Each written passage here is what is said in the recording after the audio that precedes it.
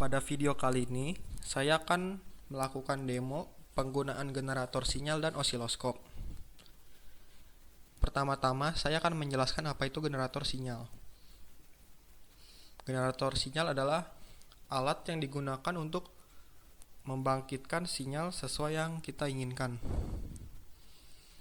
Contoh gambar dari generator sinyal adalah gambar yang atas ini.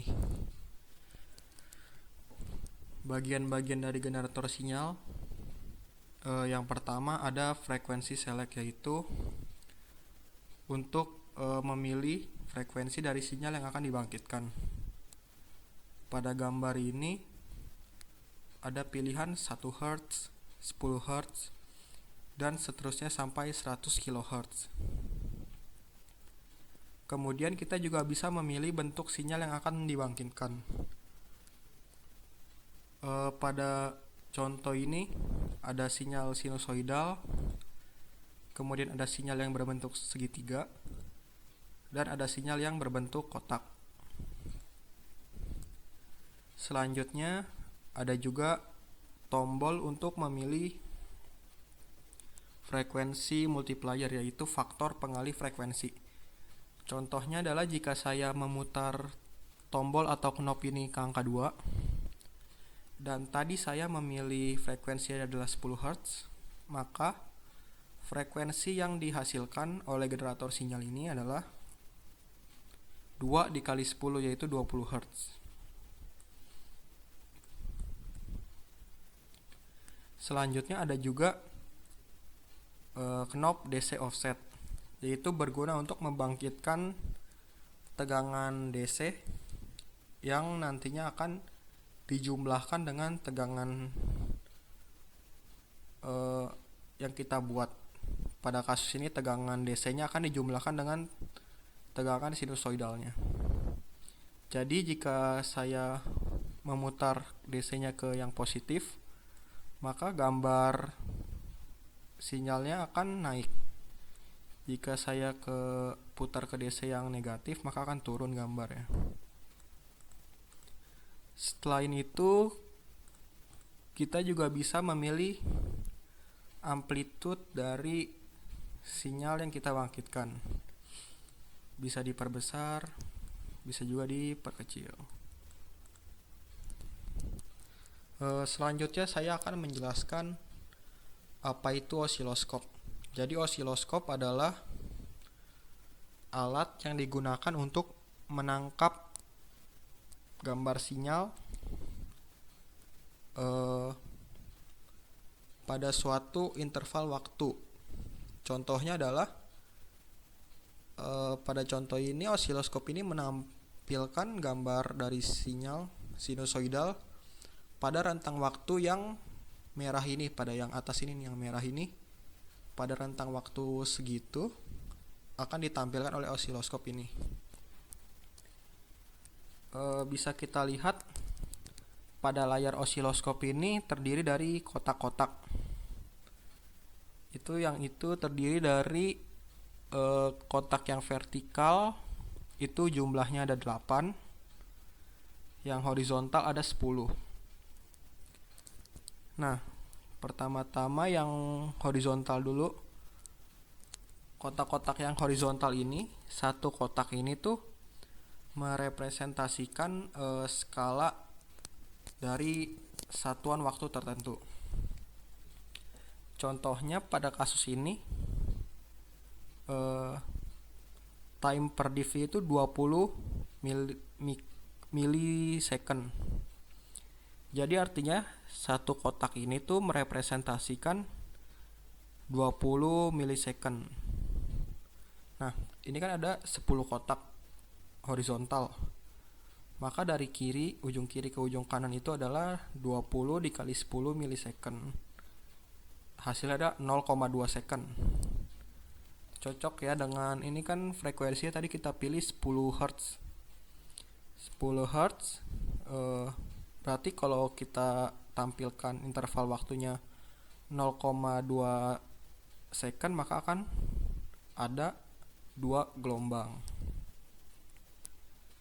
Kemudian untuk yang arah vertikal Satu kotak ini tuh melambangkan skala berapa volt gitu. Jadi pada kasus ini saya memilih 2 volt per div. Jadi artinya satu kotak ini ke atas ini atau ke bawah itu besarnya itu 2 volt. Nah, pada kasus ini kan saya tadi memilih amplitudenya 4, maka akan digambarkan puncaknya itu pada kotak kedua, ujung kotak kedua. Karena satu kotaknya itu merepresentasikan 2 volt. Jadi 2 volt ditambah 2 volt, jadi amplitudenya 4 volt. Seperti itu. Kemudian ada juga knob vertical position, yaitu berguna untuk mengatur posisi gambarnya ke atas atau ke bawah. Kemudian ada juga horizontal position, kita bisa menggeser ke kiri atau ke kanan dari gambar sinyalnya. Selanjutnya ada juga tombol trigger. Untuk menjelaskan apa itu trigger, saya sudah mengganti frekuensinya ke 1 dan time per div-nya ke 0,5. Jadi gambarnya seperti ini. Nah, bisa kita lihat gambar yang pada osiloskop ini sinyalnya itu kan bergerak sehingga sulit untuk diamati. Bisa kita lihat juga pada bagian gambar yang atas ini rentang waktu yang merah ini, yang bagian merah, kotak merah ini, itu tuh berjalannya konstan. Nah, sehingga dia kayak tidak cocok, tidak sinkron dengan sinyalnya. Fungsi trigger ini adalah untuk menyinkronkan sehingga gambarnya akan diam. Bisa kita lihat di sini. Jika triggernya saya atur seperti ini,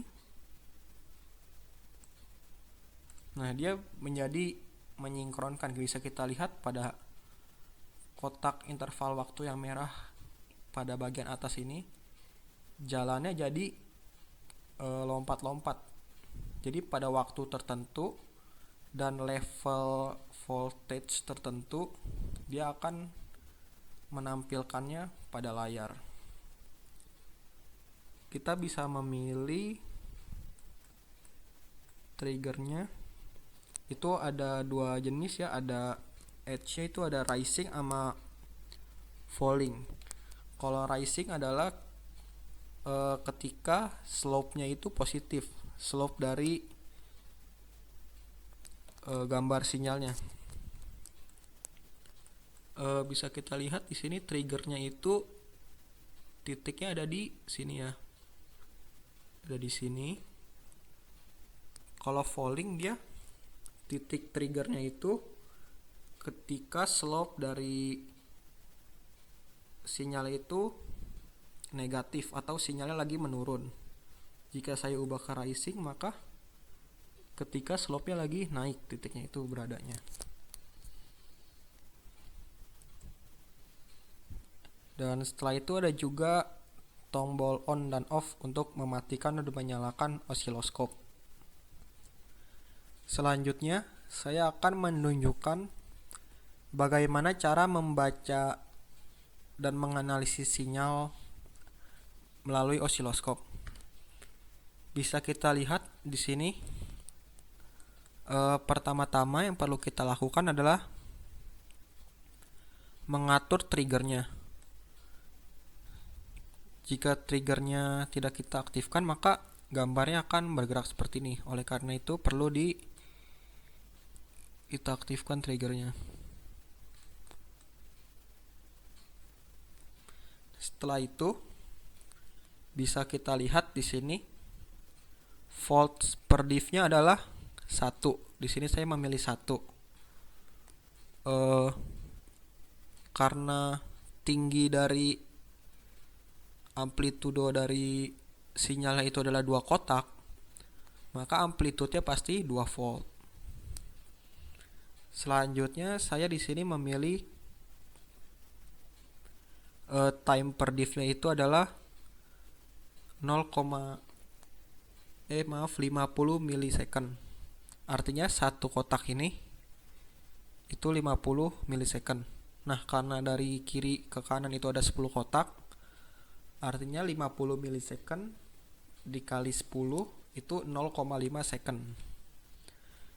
Nah, bisa kita lihat dalam waktu 0,5 second ada 5 gelombang.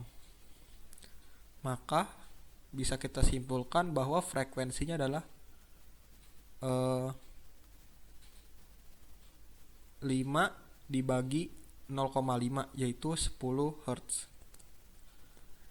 Perlu diperhatikan ketika kita memilih skala yaitu volts per diff dan time per diff-nya itu harus disesuaikan.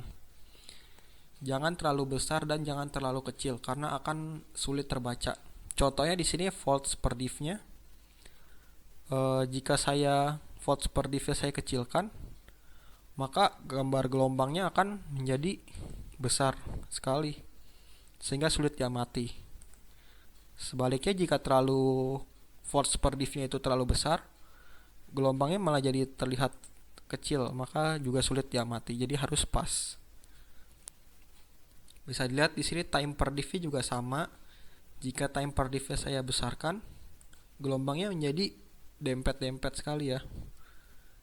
Jika saya kecilkan, gelombangnya menjadi terlalu renggang, jadi sulit juga untuk diamati. Jadi harus pas.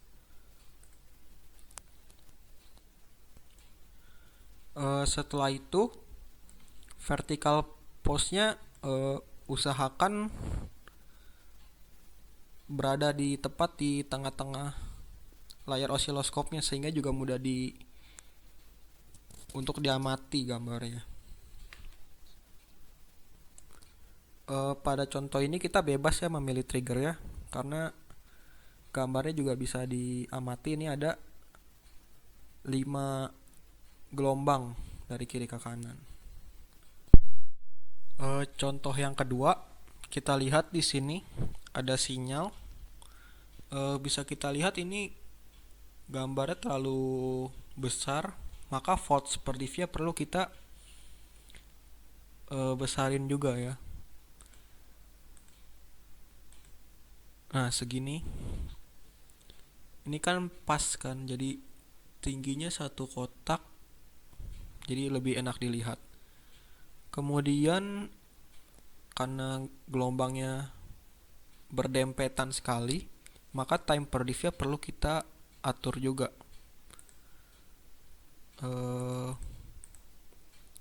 Berarti harus kita perkecil time per diff-nya, karena frekuensinya pasti besar ini.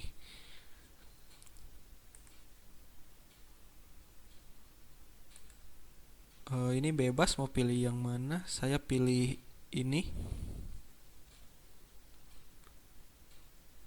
Bisa kita lihat di sini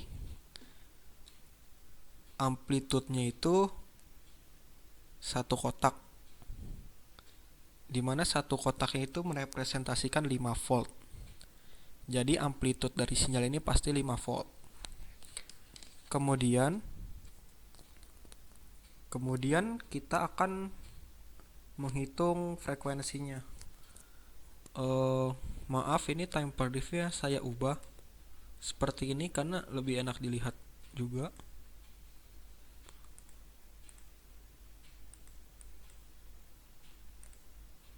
Kita atur horizontal positionnya biar mudah. Nah, bisa kita lihat dari ujung kiri ke ujung kanan itu ada kira-kira 2 gelombang kurang sedikit. Tapi kita coba bulatkan saja, yaitu 2 gelombang. 2 gelombang karena time per diff yaitu 0,1 milisecond. Jadi dari ujung kiri ke ujung kanan itu ada 1 milisecond. Jadi dalam 1 milisecond terjadi 2 gelombang. Artinya frekuensinya adalah 2 dibagi 1 milisecond, yaitu kira-kira 2000 Hz. Seperti itu. Contoh yang ketiga, kali ini bentuk gelombangnya adalah gelombang segitiga.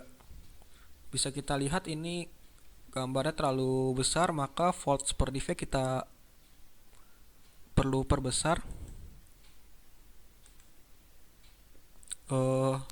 Bisa kita lihat ini ujung dari sinyalnya itu tidak tepat berada pada garis kotak-kotak pada layarnya. Oleh karena itu kita ganti. Nah, jika kita volts per dV 2, maka tinggi dari sinyal itu tepat berada di garisnya.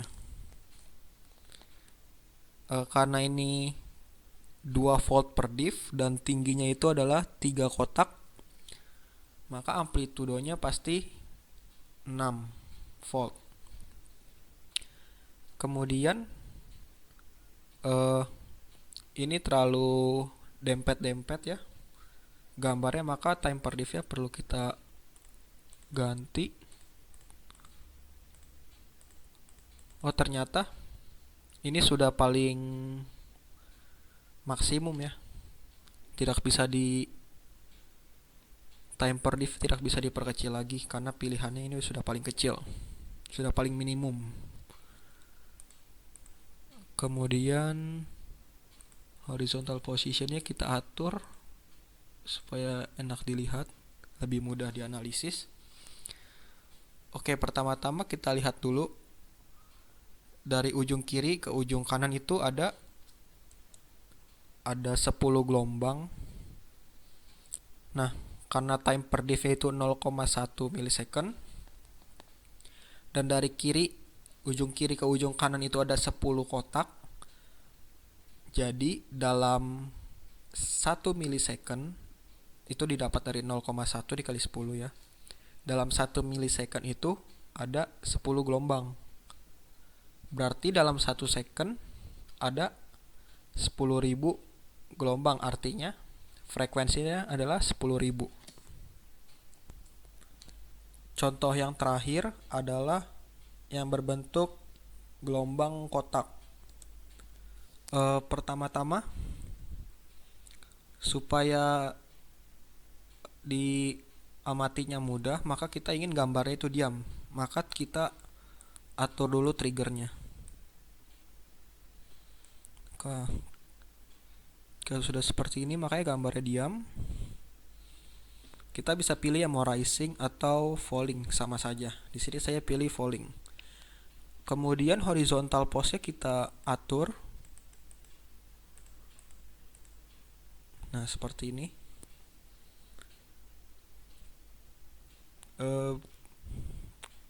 Setelah itu kita atur, sepertinya ini sudah volts per div sudah cocok ya.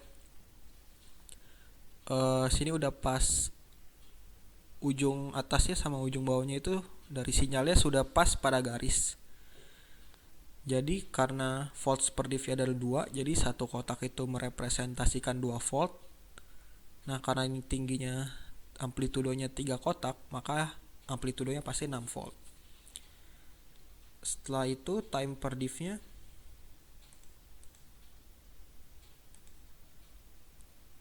ternyata sudah cocok juga. Di sini saya pilih time per div itu 1 milisecond. Jadi artinya dari kiri ke kanan, karena ada 10 kotak, jadi 1 milisecond dikali 10 itu 10 milisecond. Dalam 10 milisecond terjadi satu gelombang kotak ini. Artinya frekuensi dari gelombang ini adalah 1 dibagi 10 milisecond, yaitu hasilnya 100 Hz.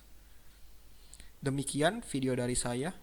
Semoga bermanfaat. Terima kasih.